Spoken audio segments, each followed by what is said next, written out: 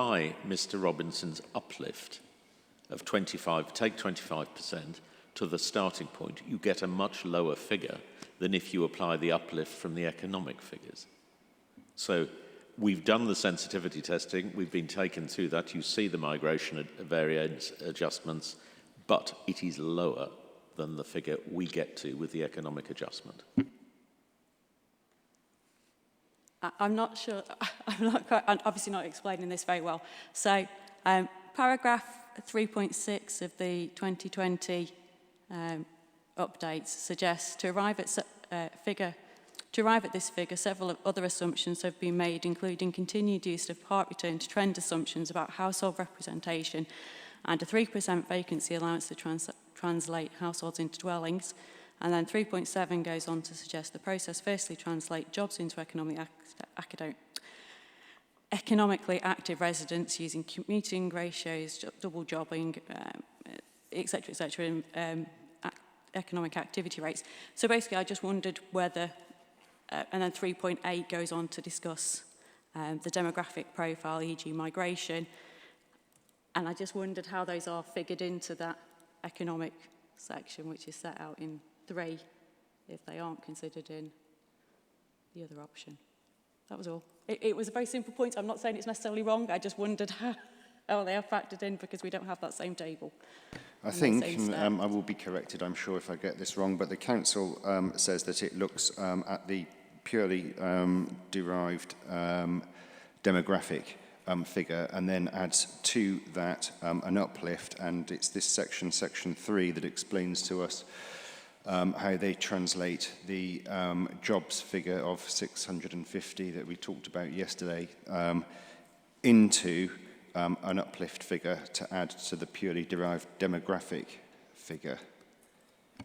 Correct, and there's a sensitivity test assuming a 1-to-1 commuting ratio as well. That is to say, one job, one house. And if I understood your question, I think the Council says that those things don't come into play because those are other uplifts that you would add to the purely derived demographic figure, whereas what they're doing here is adding the economic uplift. Do you want me to just add something? Very briefly. If it's going to be helpful. And I slightly say thank you for taking us to section 3 because I hadn't reread that, and I think that actually sets it all out quite nicely in some quite short paragraphs. I mean, going back to what I said earlier, what is the purpose of market signals uplifts? Partly to improve household formation, partly to improve access. Of course, if you see this... My apologies. Are you going to... I'm dealing with... Well, I'm not quite sure if my original question about whether anyone objects to the way in which you've taken... This will take me seconds, I promise you. This will take me seconds. So the section 3 does clearly set out that we made adjustments to formation, we've made adjustments for migration, and we've added a small vacancy allowance.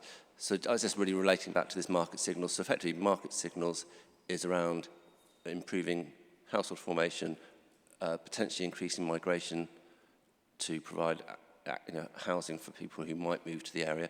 So by doing the economics and coming up with that higher figure, you've effectively done both of those things, because to get to the 790 and the 650 jobs, we've had to increase migration from a base position, we've had to increase household formation from a base position, and then we've added this small allowance. So I think it can clearly be seen that whilst the 790 is based on looking at the relationship between housing and economic growth, the process that it goes through is following the sort of concept of why you would do a market signals, and the uplift that comes out is significantly higher than where we might see a realistic market signals based on the way the way things evolved over many years since this PPG was first published. So, is anyone here to express discontent with the process that the Council has undertaken in terms of getting from the jobs figure of 650 to the OAN? Mr. Robinson. Thank you. Yes, just on that point, I actually agree with Ms Harding. And I don't think the council have answered it properly, because what Ms Harding was saying was, with other scenarios, they've made the adjustments to the household formation rates to reflect the fact that the younger households haven't been able to move out from their parents' properties. And she was asking whether the council, or GL Hearn, had actually applied the higher household representative rates to those projections in Table 6, because they've used the 2018-based SMPP, which is saying 3.8 with their note. So they have used the 2018 projections to inform that. And the way they'll have done it is to work out, right, we've got a job target, and we work backwards from that to work out population, and then we've applied the household formation rates from the 2018 projections to come up with the household figure.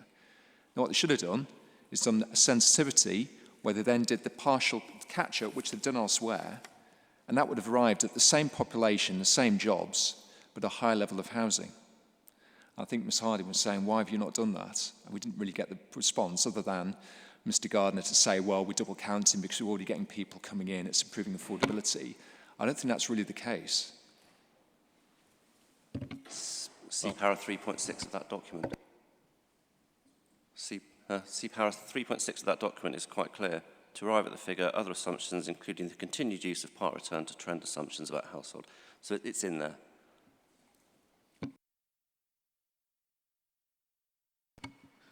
And Mr Robinson's answer also still doesn't come back to the point that if you take a demographic-based approach with the adjustments he's suggesting, which is up to 25%, you still get a lower figure. Can I just come back on those points that were made to, I'm using the wrong figure and a starting point, because I think it's fundamental to how the council is progressing. So going back to the original PPG that was archived, but it's back in 2014, it sets out a very clear structured approach for how you calculate OAN in a series of stages. And paragraph 15, so 2AO 15, says, what is the starting point to establish the need for housing? And that says, well, the household projections are the starting point, but these are trend-based, and they may require adjustment to reflect factors including affecting local demography, household formation rates, which, to be fair, is what GL Hearn's done. And then you come up with an adjusted formation rate. That's still in the paragraph entitled, how do you come to establish the starting point for housing need? So that is the starting point. It's perfectly legitimate for them to adjust it. You then apply a series of adjustments on top of that. So you've got your starting point, you've adjusted it for the household formation rates. You then look at economic growth, which, to be fair, they've done. But then you do, how should market signals be taken into account? So you apply the market signals uplift to your adjusted starting point. Otherwise, what's the point in having the adjusted starting point? I don't understand why the council would not do that. And you can see here, Mr Gardner was saying, well, it's to deal with migration flows. Actually, what the PPG says in paragraph 20 is that it's to do with... My apologies, Mr Robinson. Paragraph 20 of... So paragraph 20 of the PPG. So this is about the housing and economic needs methodology section. So it says, you increase the planned supply by an amount that on reasonable assumptions could be expected to improve affordability. That's not paragraph 20. Is it not? ID 2A020 2014-0306.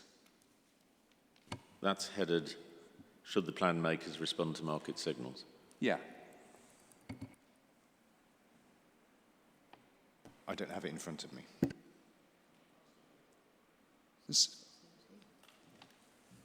Which paragraph are you reading from?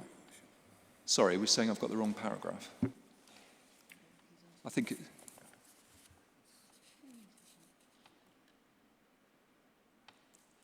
Yeah. There's a paragraph part of the way down that says market signals are affected by a number of economic factors. Is that what you're referring to? Yes, the heading is, how should plan makers respond to market signals? And then I think I've been quoting the third one down. And at the bottom, my paragraph reference in the archives is 2AO20 2014-0306. Anyway, the point is that it's trying to improve affordability, and the scale of the uplift, it says, should be at a level that could be reasonably expected to improve affordability. So if we're seeing that as our ultimate goal, why would we then go back to some flawed projections that have no uplift, that we feel are incorrect because they haven't factored in sufficient internal or international migration, that don't factor in the recessionary impacts, the fact that younger households haven't been able to form a household? It doesn't make any sense. You've got to a certain point, you've followed the logic through, then you apply the market signals, and that's where you get your figure that's above the economic growth figure, and that's why it's so important to bottom this one out. Well, with respect, Mr. Robinson is misreading the PPG. If I can just respond. Paragraph 15, what is the starting point? The household projections are produced by applying projected household rates to the population productions by the ONS. So it's different from the position we have under the standard method. And that's household projections are trend-based. It then says they may need adjustment to reflect factors affecting local demography, etc. That then takes you to paragraph 16, which is how you adjust the household projections. Mr. Robinson is trying to double count. He's trying to build in what is in paragraph 16 into the household projections, whereas if you follow the logic and the language of the PPG through and read 15 and 16 together, 16 is the adjustments to the starting point for market signals and land prices, house prices, etc. And then the reference to how do you respond to market signals is a direction as to how you'd make those adjustments. And I say the same point again. All Mr. Robinson's submissions have done is demonstrate that he's trying to have his cake and eat it twice. Because he is trying to make the adjustments that are in paragraph 16 to paragraph 15 before you get to paragraph 16. So, with respect, he has not understood, and our criticism of his approach about double counting is correct. We'll make sure you have a copy of the PPG, by the way. I'll get it printed out, because I know it's... I know Mr. Gardner's is very dog-eared, but I'll make sure you have a paper copy. I never turn down a paper copy of anything. I think that would be Thank useful. you very much. Actually, I mean. But all we're saying is you need to follow the logic of the transitional method through. Okay, well, I will look at that and I will read it. I mean, I have done many times before, but simply to refresh my eyes and mind.